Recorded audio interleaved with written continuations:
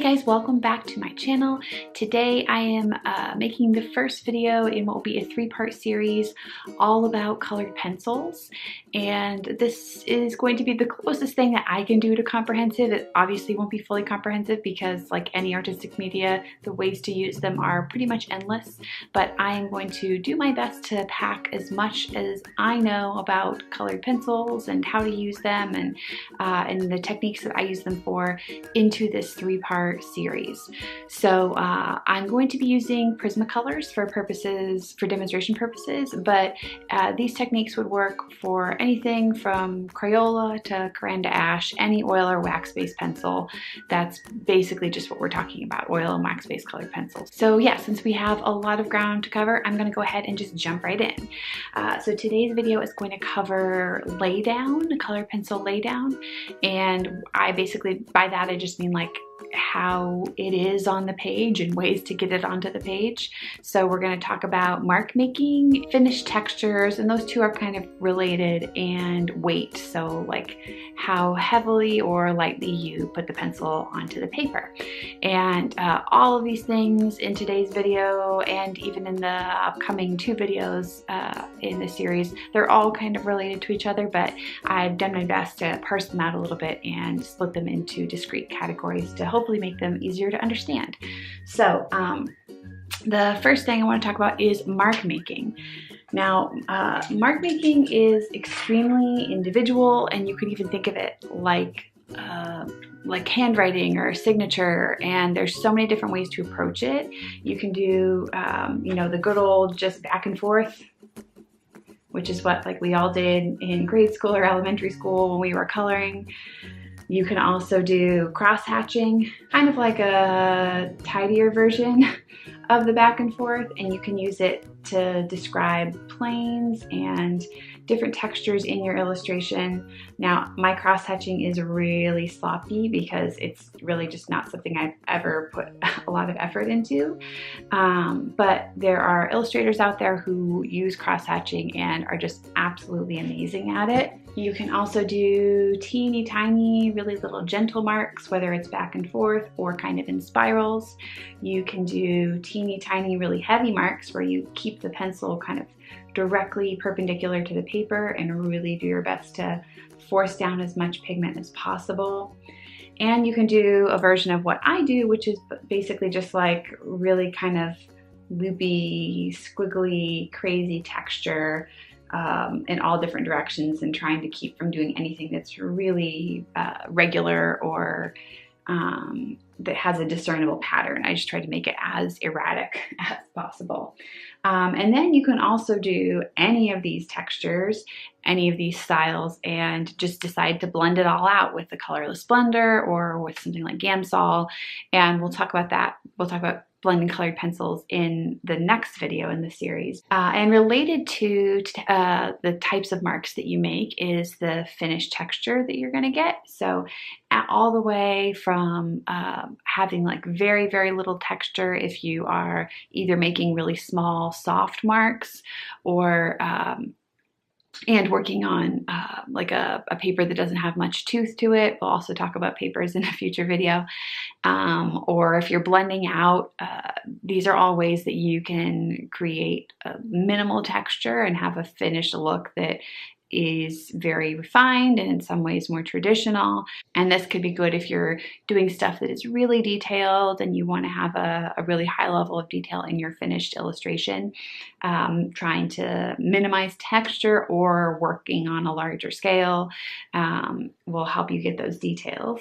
And anyway, you can go all the way from, yeah, that like really, really refined minimal texture to something that has a ton of texture in it, where the marks are very obvious and are still in service of the piece as a whole, but do tend to call more attention to themselves, and it seems like they were put there on purpose with some intention, like the artist actually wants you to see them. And I have, as you can see, examples of both of these kinds of work in my portfolio.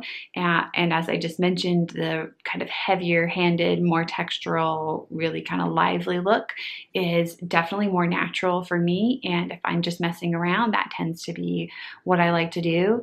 And some types of client projects want that look, and I love it when they do, but also some types of client projects want the more refined, delicate, minimal texture. So yeah, because that doesn't come as natural for me, I've had to work to hone that skill, but it is something I was able to learn, but it still doesn't feel quite as natural to me as having a lot of texture.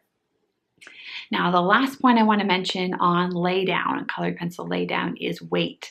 Now, by weight, I mean how heavily or how lightly you put the colored pencil onto the paper. So if you push with a lot of pressure, regardless of the style of marks that you're making, whether you're going back and forth, or whether you're doing squiggles, whether you're doing tiny little marks, if you push with a lot of pressure, you're going to get a very weighty laydown. It's going to be really thick. Or sometimes in painting, if you have ever done any oil painting, a common expression is fat over lean.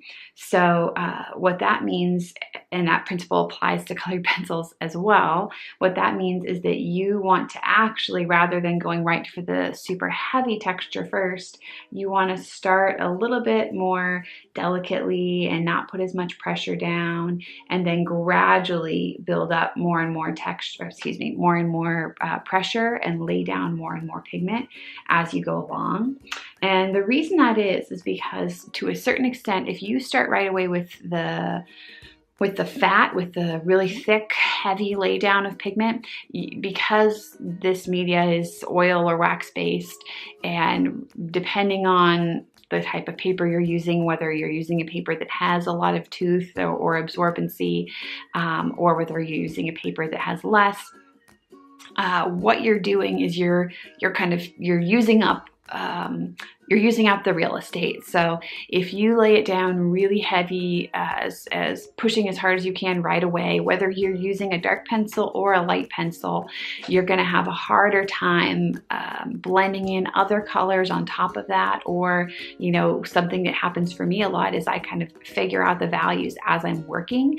So if you go right in with a really dark pencil and you push super hard and you get a lot of pigment lay down, then if you realize actually this was more of a mid-tone, you're going to have a hard time going back from that. You're going to have to maybe spray it with a finishing spray and then try acrylic on top, or something else, but you won't be able to correct that with colored pencil. So it's much better, in my opinion, to kind of start gradually and do softer marks initially, and then build up to the weightier, fattier laydown of pigment.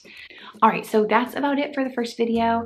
Hope that all made sense. Let me know if you all have any questions about colored pencils. If it's something that I am not going to cover in the 3-part series, maybe I'll do like a 4th part, like a Q&A or something, colored pencil Q&A.